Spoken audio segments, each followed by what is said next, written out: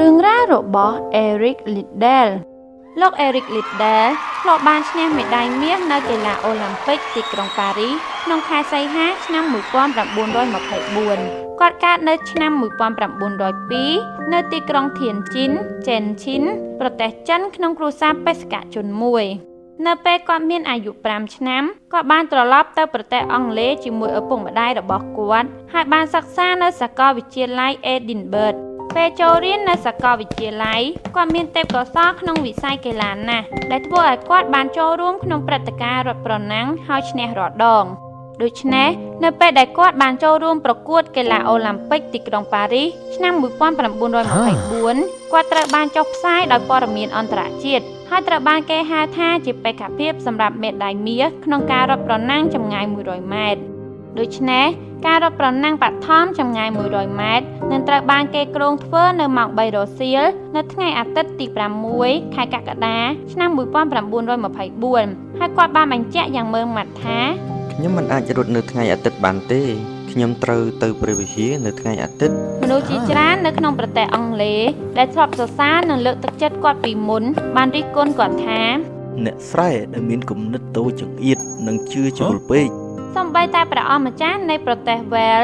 បានផ្ញើលិខិតផ្ទាល់ខ្លួនដោយស្នើសុំយ៉ាងខ្លាំងឲ្យគាត់ចូលរួមក្នុងការរត់ប្រណាំងបឋមចម្ងាយ100ម៉ែត្រដែលវាជាលើកដំបូងនៅក្នុងខ្សែរាជវង្សដែលបានធ្វើរឿងបែបនេះប៉ុន្តែអេរិកមិនរៀនថយទេ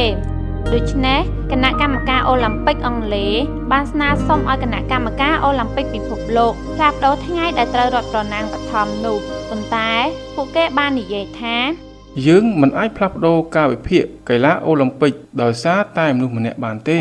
ដូច្នេះនៅទីបំផុតគាត់បានបោះបង់ការរត់ប្រណាំងចម្ងាយ100ម៉ែត្រប៉ុន្តែក្រោយមកគាត់បានដឹងថាការរត់ប្រណាំងចម្ងាយ400ម៉ែត្រនឹងត្រូវធ្វើឡើងនៅថ្ងៃផ្សេងទៀតដែលមិនចំថ្ងៃអាទិត្យទេ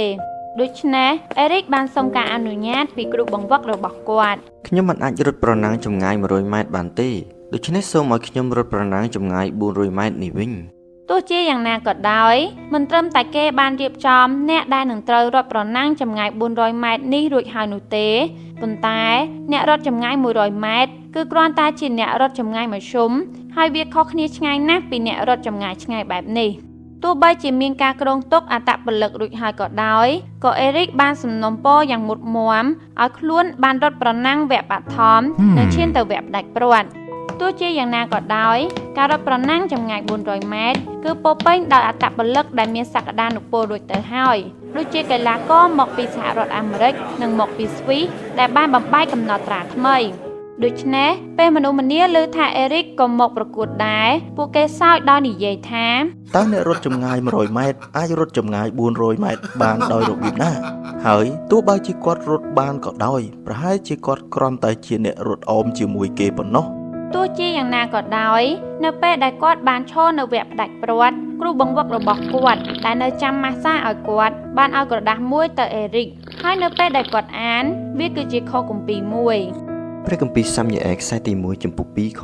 30ឥឡូវនេះព្រះយេហូវ៉ាទ្រង់មានព្រះបន្ទូលយ៉ាងនេះវិញថាត្បិតអស់អ្នកណាដែលលើកដំកើងអញនោះអញនឹងដំកើងអ្នកនោះឡើងដែរអេរិកបានរត់ជាមួយនឹងពាក្យទាំងនេះនៅក្នុងចិត្តឥឡូវនេះខ្ញុំមិនរត់តែម្នាក់ឯងទេប៉ុន្តែព្រះម្ចាស់គង់ជាមួយខ្ញុំដូច្នេះគាត់បានទៅដល់វគ្គផ្ដាច់ព្រាត់ចម្ងាយ400ម៉ែត្រហើយរត់តាំងពីដើមមកដូចជាគាត់រត់ចម្ងាយ100ម៉ែត្រដែរគាត់រត់យ៉ាងខ្លាំងដែលធ្វើឲ្យគាត់ទៅឆ្ងាយលឿនជាងអ្នកដទៃ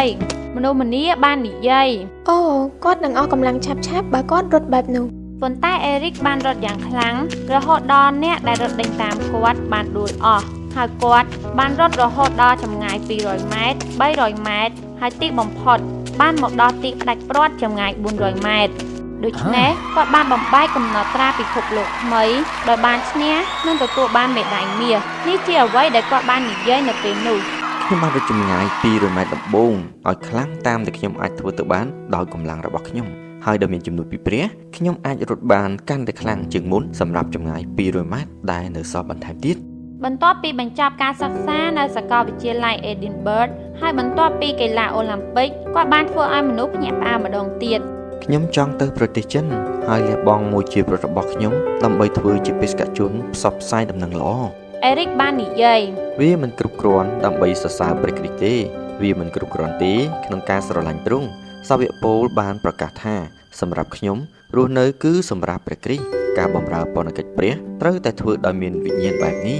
ដោយបន្សល់ទុកនៅកេរ្តិ៍ឈ្មោះល្បីល្បាញគាត់បានទៅប្រទេសចិននៅអាយុ23ឆ្នាំហើយបានផ្សាយដំណឹងល្អដល់យុវជនជាច្រើនដែលរស់នៅក្នុងភាពអស់សង្ឃឹមជាពិសេសនៅតំបន់ជនបទ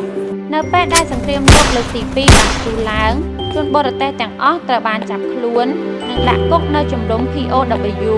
ដែលជាជំរំអ្នកទោសនៃសង្គ្រាមនៅក្នុងជំរំដ៏លំបាកនោះគាត់បានយកចិត្តទុកដាក់និងបម្រើមនុស្សជាច្រើនដែលរងទុក្ខជាងគាត់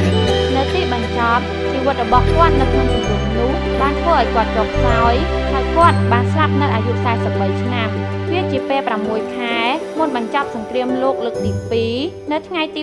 21ខែកុម្ភៈឆ្នាំ1945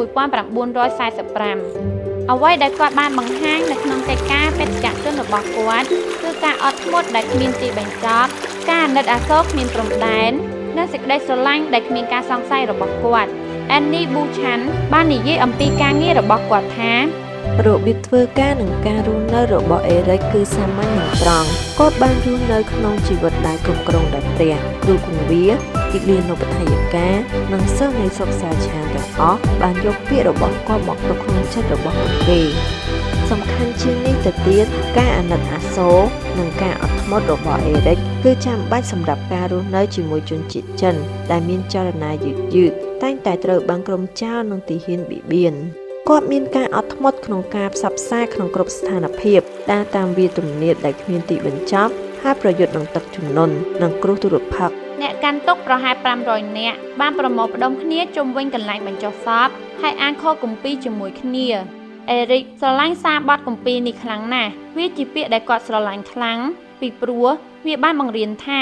ភាពស្លូតបូតមិនមែនជាភាពទន់ខ្សោយទេប៉ុន្តែជាការចុះចូលតាមព្រះハរតីរបស់ព្រះលោកអេរិកលីដែលបានរស់នៅក្នុងជីវិតដែលគ្រប់គ្រងដោយព្រះគាត់បានដឹងថាអ្វីដែលជាផ្លូវដ៏មានពរបំផុតសម្រាប់គាត់ហើយគាត់បានជ្រើសរើសផ្លូវនោះ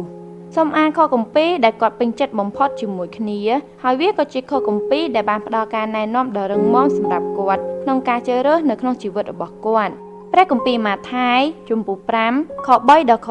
12មានពរហើយអស់អ្នកដែលមានសេចក្តីកំសត់ខាងឯវិញ្ញាណបិទនគរឋានសួគ៌ជារបស់ផងអ្នកទាំងនោះមានពរហើយអស់អ្នកដែលយំសោកបិទអ្នកទាំងនោះនឹងបានសេចក្តីកំសាន្តចិត្តមានពរហើយអស់អ្នកដែលស្លូតត្រង់បិទអ្នកទាំងនោះនឹងគ្រងផែនដីជាមរតក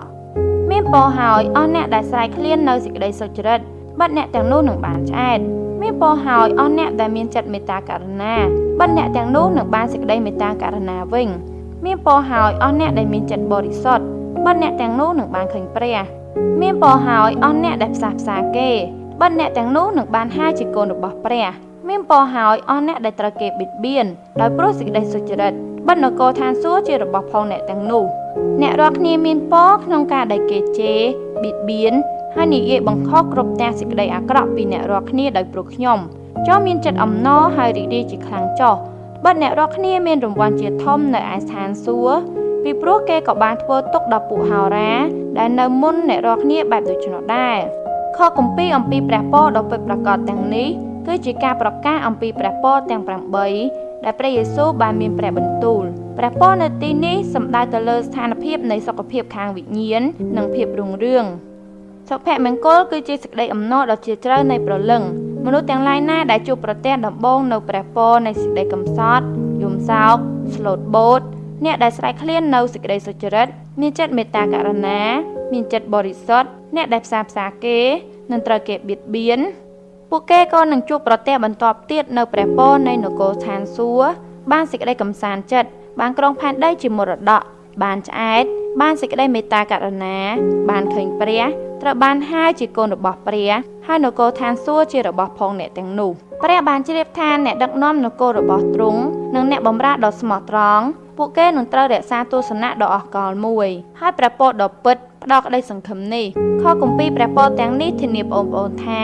មិនថាបងប្អូនស៊ូទ្រាំនឹងការរងទុក្ខហើយលំបាកប៉ុណ្ណាក៏ដោយឲ្យតែដើម្បីជាប្រយោជន៍របស់ព្រះគ្រីស្ទបងប្អូនអាចជឿជាក់បានថារង្វាន់របស់បងប្អូននៅឋានសួគ៌នឹងអស្ចារ្យផងដែរ លោក Eric Liddell បានដឹងពីព្រះពរដ៏ពិតនិងអស្ចារ្យជានិច្ចនៅក្នុងព្រះគ្រីស្ទដូច្នេះហើយទោះបីជាអ្នកផ្សេងទៀតមិនយល់ក៏ដោយក៏គាត់នៅតែឲ្យតម្លៃទៅលើជីវិតដែលមានពរនៅក្នុងព្រះយេស៊ូវគ្រីស្ទហើយបានធ្វើការសម្រេចចិត្តនៅចំពោះព្រះមនុស្សដែលមានទស្សនៈគឺជាមនុស្សដែលដឹងពីអ្វីដែលខ្លួនឯងត្រូវកំណត់យកដែលជាជំរឿដែលមិនផ្លាស់ប្ដូរក្នុងចំណោមជំរឿទាំងអស់ហើយជាមនុស្សដែលដឹងថាតម្លៃមួយណាដែលមានស្តង់ដារល្អបំផុតបើគ្មានតម្លៃស្តង់ដារនេះទេ